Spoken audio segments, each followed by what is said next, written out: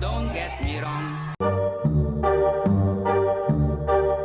So we've just come down to what is described as London's biggest Christmas market. The only problem is, they've called it, if you follow me, they've called it a winter come together. So my challenge now is to find anywhere in this market that says the word Christmas, maybe the word Jesus, any indication that this is indeed a religious holiday in the UK. We've got winter warmers at the winter market. Is this a Christmas market? It's a winter market.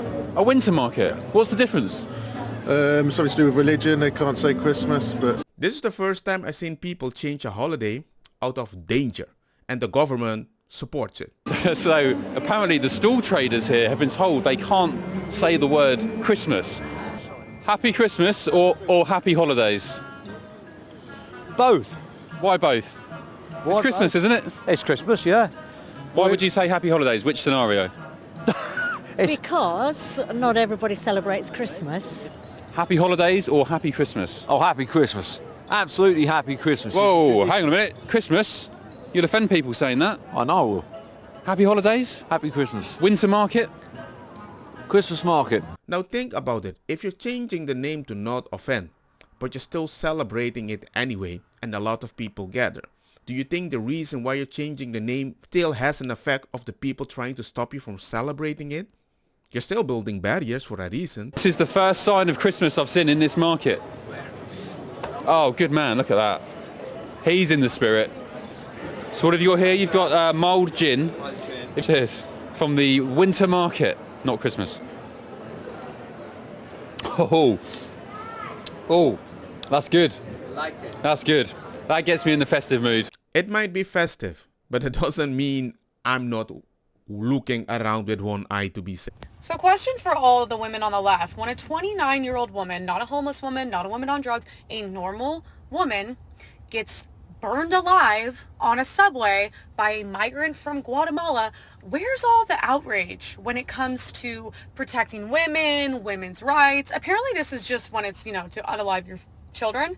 But I'm just like, how are you not like sick to your stomach? And of course it's a sanctuary city. It's New York. That's why these things are happening. And I'm just like, how do you sleep at night? How do you vote for this? And do you not feel like a literal walking statistic living in these places? Like, I have to intake news for work, but that was one of the sickest things I've ever seen. And if you're not paying attention, he was literally like fanning air on her to make the fire worse.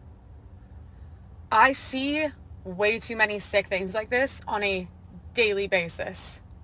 This needs to never happen again. Supposedly, allegedly, the woman was sleeping on the same subway and he was very drunk and put her on fire. It's exactly why Adams is going to be working with the incoming Trump administration. A man was riding in the subway on Sunday when he saw a sleeping woman. For no apparent reason, he set her on fire, watched her burn in cold blood, and then left the scene. High schoolers who saw the suspect and alerted the police. The man was identified as a Guatemalan migrant who crossed the border years ago. He was detained by Border Patrol at that time but stayed in the country. The tragedy has led many to call for tougher measures to stem the flow of illegal immigration. Right? They just allow these people into the country and, this is what happens.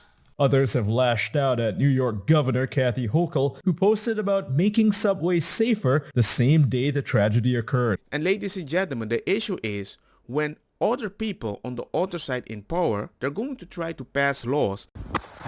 It's that simple. Public executions for any illegal that raped or killed an American. They don't deserve deportation. They deserve to be ended. Texas congressional candidate Valentina Gomez has called for the deletion of illegal migrants who commit crimes. That's a little broad, but you heard what she said in the video. And I'm not surprised that's happening. When you can't find a middle ground, you're gonna propose something wild, so the other side needs to try even a more middle ground. Because when they did it in the middle, you found the middle ground here. That's the issue.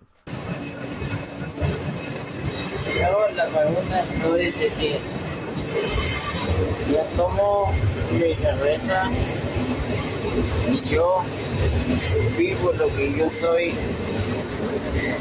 mientras que no molesto a nadie, no molesto a nadie.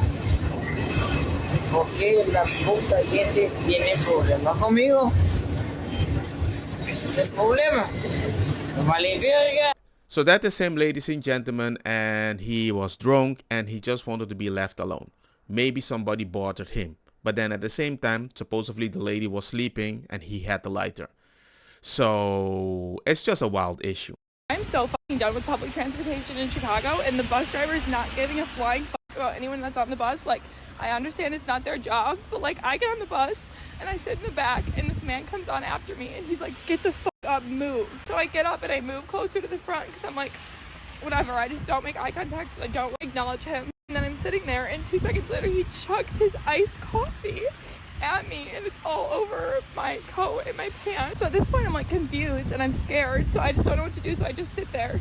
And then he starts yelling and he moves and he sits right next to me and he's like yelling in my face. And I don't know what to do, so I get up and I move next to someone. I'm like, hey, can I sit next to you? To this random person, and they're like, sure. So then he takes soy sauce packets out of his fucking pocket and starts chucking them at me.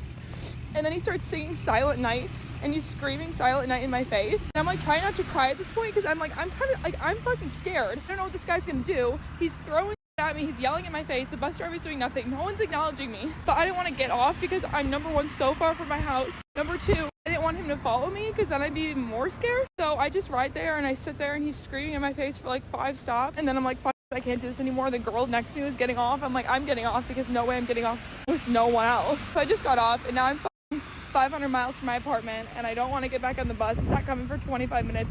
An Uber's $30, so I'll be walking home in the blizzard. The 8 bus in Chicago. That's it for me. Ladies and gentlemen, I think she did the right thing. She didn't go outside alone, because if you go alone, he can just follow you and then she has to walk home with somebody behind her.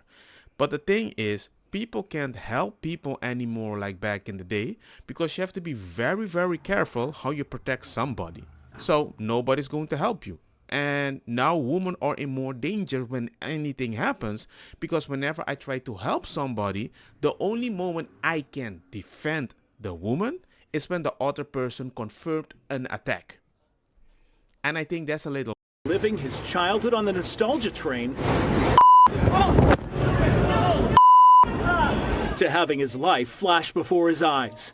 And he just happened to record the entire thing. Help me!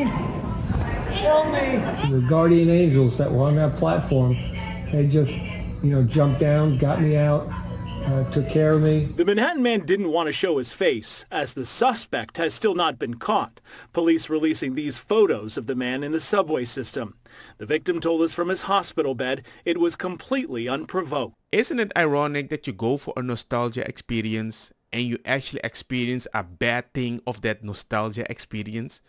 And the fact that he has to hide his face to report a crime, I'm like, why? Because if he blames somebody, he might be a bad person. Maybe by doing that, you're protecting a nostalgia experience. But then you have a bunch of people keep saying crime is down. I'm like, crime isn't down. It's underreported. Crazy right now, but I am genuinely thankful for these two bozos right here and their time in office. Because if it had not been for these last 4 years, I don't think most Americans would have gotten to actually see for themselves just how deep this rabbit hole goes. We would have not gotten the insights that then led an Elon to have an awakening, a Tulsi Gabbard, an RFK, a Joe Rogan, guy who was a lifelong Bernie supporter, okay? If we had not seen what the left truly is, what the so-called Democratic Party actually represents, which is the establishment. If we had not had the shit show of a campaign that was run between these two, Queen Cackles and Joe Carcass Biden himself, I don't think most Americans would have woken up in the way that we did. I feel like that was divine intervention. In the same way, DJT getting popped on that stage, standing up, covering his ear, blood running down his face, yelling, fight, fight, fight. Just like that moment was divine intervention, I believe this right here was all part of the plan. I genuinely believe that. At this point, I'm like, how did every single piece fall into place? And now we're stepping into an era, an age of justice where Congress is trying to pass a bill. Back in the day, we would not have paid a single memento of attention to that. Now we got that bill shut down overnight. No siree, all 1,500 pages, burn them. That's the era we're in right now. So thank y'all for y'all service.